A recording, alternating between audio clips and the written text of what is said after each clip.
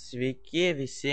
Taigi šioje pamokoje kursime naujienų komentarus ir manau, kai baigsime kurti komentarus, čia mes maždaug per kelias pamokas tai padarysime, šiek tiek atidėsime svetainės kūrimą ir mokinsimės ko nors naujo, ne tik su MySQL, tarkim kaip PHP paveikslėliai ir panašiai, nes iš PHP tikrai yra dar daug ko išmokti ir taip pat, sakykime, darysiu trumpas pamokas kaip seniau, būtent atitinkamai funkcijai ir panašiai. Ir tiesiog galbūt ateityje sugrįšime prie šios svetainės ir pratęsime, ką nors, tarkim, sakykime, sukursime komentarus, tuomet išmoksime naujų dalykų ir jau išmokę į šią svetainę juos pridėsime.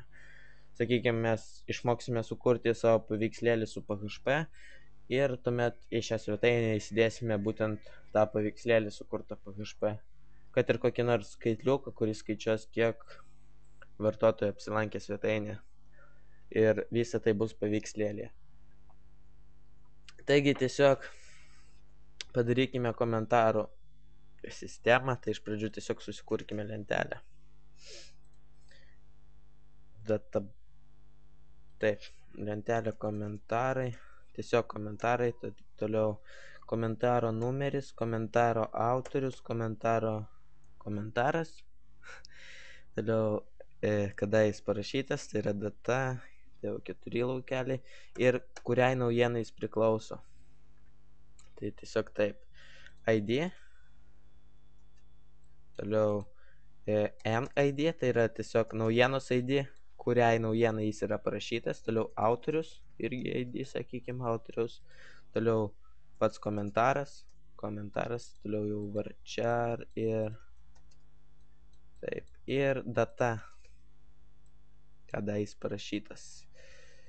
Ir taip pat ID nustatykime, kad jis keistųsi su kiekvienu įrašu, tai yra jo reikšmė didėtų ir išsaugoti. Ir štai lentelė komentarai. Taigi dabar galvoju iš pradžių daryti atvaizdavimą ar rašymą. Manau, iš pradžių reikia padaryti, kad, taip, atvaizduoti. Tai tiesiog grįžkime į savo naujienos puslapį, tai yra štai čia, patikrina ir naujiena egzistuoja ir čia rodo tą naujieną. Ir tiesiog toliau H2 komentarai. Štai taip atrodo. Ir žemiau rodys, sakykime, 5 komentarus, toliau puslapį ir laukelis, kuriame galite įvesti savo komentarą. Taip. Jeigu esate prisijungęs, tuomet galite. Jeigu nesate, tai tiesiog matote komentarus. Taip, puiku, idealu. Ir manau, puslapiavimo dabar nedarysiu, nes tai užima laiko ir tiesiog jūs galite grįžti į senas pamokas ir ten pasižiūrėti, kaip pasidaryti puslapiavimą, nes tai tikrai paprasta, tiesiog užima laiko. Tai tiesiog padarysiu, kad viename puslapyje rodytų visus komentarus ir rašymo laukelis ir tiek. O jei norėsite savo svetainę, pasidarysite ir puslapius, nes atskirą pamoką jau dariau puslapiams. Taigi, čia tiesiog darote taip. Vėlgi kintamasis, taip, galim iškart QQ, MySQL query,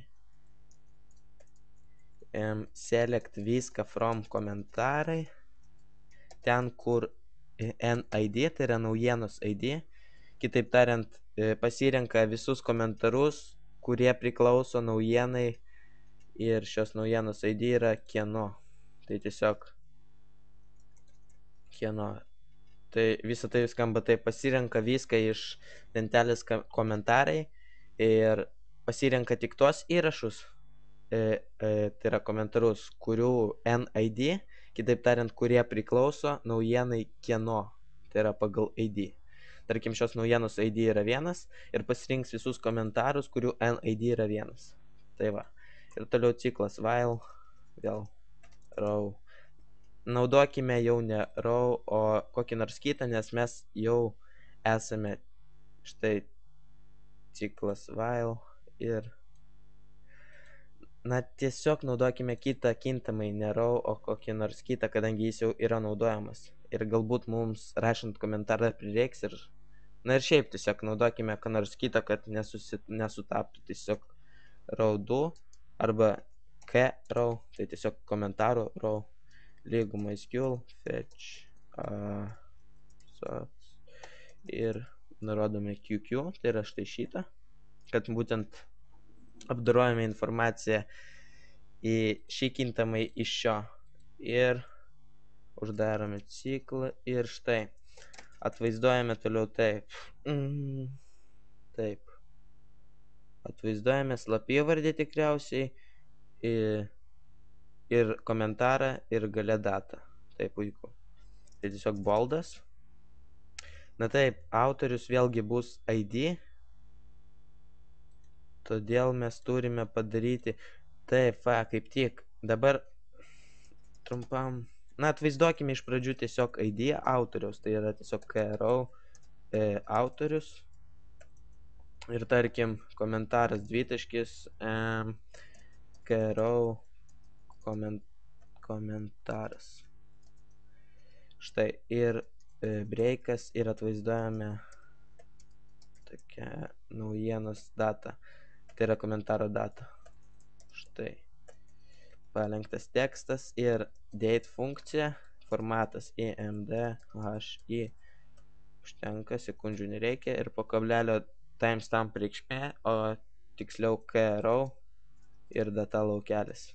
Uždarome funkciją ir štai. Ir toliau breikas. Ir atrodo visą tai taip, kadangi komentarų nėra, nieko nematome. Na taip galime padaryti tokią apsaugą. Tuomet čia būtinas for, MySQL num rows QQ. Ir jeigu for yra daugiau už 0, tai yra jeigu įrašas yra bent vienas įrašas, mums rodys tą ciklą, o jeigu nėra nei vieno įrašo, mums rodys tiesiog komentarų nėra. Ir štai, komentarų nėra. Dabar parašykime komentarą. Taip, naujiena, tarkim, Velykos. Šios naujienos ID yra 2. Tai tiesiog įterpkime į komentarų lentelę taip. Naujienos ID yra 2. Autorius nuo mūsų ID 1, tarkim. Toliau komentaras. Šaunumėlis. Ir data. Na, čia bet kokį reikšmę įveskite. Vykdyti. Ir štai. Vartotojas 1 parašė komentarą šaunumėlis ir štai data, kada jis tą komentarą parašė. Dabar mes susikursime greitai funkciją, kuris iš ID nustatys slapyvardį. Tiesiog mes tai funkcijai duosime vartotojo ID, o jį mums gražins to ID slapyvardį. Tai config.php failas ir tiesiog taip. Function nick, tarkim, ir čia ID, kuriai mes duodame funkciją. Tai yra mes, kai iškviesime šią funkciją, mes jai duosime vartotojo ID ir jį pagal tą ID ištrauks informaciją iš lentelės nariai. Tai yra pasirenka viską iš lentelės nariai ten, kur ID yra mūsų duotas ID. Ir mums gražina kintamasis data nick. Ir štai tiesiog čia dabar mes galime ten, kur yra mūsų štai kintamasis, kuris išgauna ID, tiesiog prirašyti nick ir uždaryti skliaustus. Ir tiesiog jis bus nick funkcijos viduje ir mums vietoj ID rodys slapyvardį. Štai ANB. Viskas puiku. Mes prisijungė už Tomą, bet rašėme, sakykime, už ANB vartotoją, tai yra už tą pirmą. Tai nelabai svarbu, tiesiog štai mes parašėme šį komentarą. Ir, na, šioje pamokoje tiek, kitoje pamokoje tikriausiai padarysime naujienų rašymą. Ir štai viskas veikia.